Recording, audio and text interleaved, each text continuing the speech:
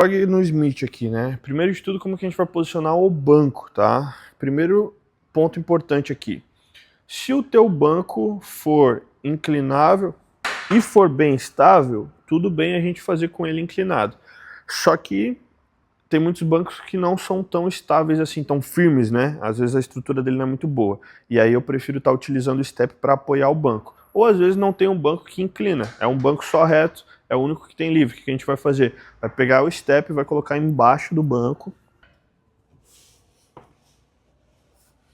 de forma que o banco fique inclinado. É importante ter essa inclinação aqui no banco, de forma que tu consiga ter liberdade de movimentação ali do quadril, para a gente conseguir estimular bem o glúteo, fazer uma descida ali com mais amplitude de movimento, tá? Então o step, ele vai ser posicionado bem embaixo do pezinho ali, da base do banco, e bem importante aqui, ó, posicionar esse banco lá no começo do step.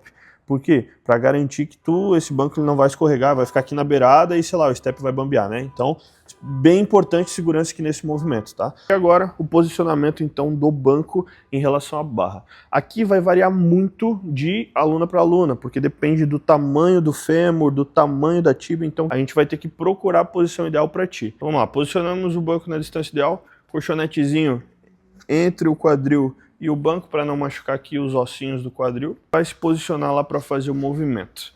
O que é importante aqui, tá?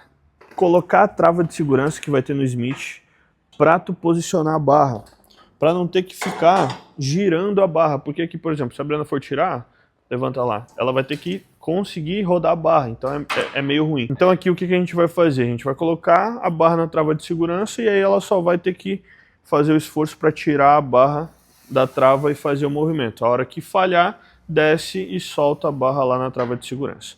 Então, sempre coloca essa travinha ali. Ah, não tem a trava de segurança. Aí a gente vai ter que começar a trabalhar com o mini band. Posicionamento do tronco aqui no banco. Aqui eu só preciso que tu tenha uma boa estabilidade. Então, onde que tu vai colocar a tua mão? No lugar que tu conseguir se firmar melhor. Tanto faz se vai ser aqui na frente, se vai ser aqui embaixo, porque isso depende de banco para banco. Eu só preciso que tu te firme bem, segurando bem firme com a mão, para ter estabilidade na parte aqui superior do teu tronco, tá? E aí aqui a gente não vai ficar não precisa ficar aqui com a escápula fechada, bem retraída, com o quadril empinado, porque senão tu não vai conseguir fazer o movimento até lá em cima, que é a forma que eu quero que tu execute. Aqui tu pode deitar mais o teu tronco, tá? Se perder um pouquinho da postura aqui nesse exercício não tem problema, o importante é tu ficar firme e com o tronco mais abaixado para conseguir elevar a perna até lá em cima, que é o foco do movimento aqui no Frog do Smith. Posicionou lá, subiu, estendendo o máximo que conseguiu o quadril. Aqui a gente vai falar sobre a distância do quadril, então, para a barra. Quando tu subir, o ideal é que teu joelho não fique totalmente flexionado, senão aqui, ó, a gente não consegue fazer esse movimento até lá em cima. Então a barra ela não pode estar aqui, ó, de forma que teu joelho fique flexionado mais de 90 graus, tá? O teu joelho tem que ter essa liberdade para fazer o movimento até lá em cima, que é o que eu vou querer que tu execute aqui no Frog. Então, ó, a tua perna ela vai ficar mais ou menos nessa posição aqui, o joelho flexionado mais de 90 graus. Então tu tem que ter essa distância entre o quadril e a barra, tá? Um pouco mais do que o necessário para tu conseguir levantar a barra até lá em cima. Não ter que parar o movimento aqui, por exemplo. Se a Brenda tivesse com a barra mais ou menos aqui, ó, ela não ia conseguir levantar mais do que isso daqui, tá? Então, ó, posicionamento da barra na distância de forma que tu consiga elevar até lá em cima, mantendo o tronco estável.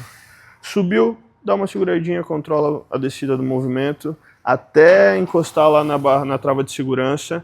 E aí o ponto importante que é a transição do movimento, no final da descida para o início da subida.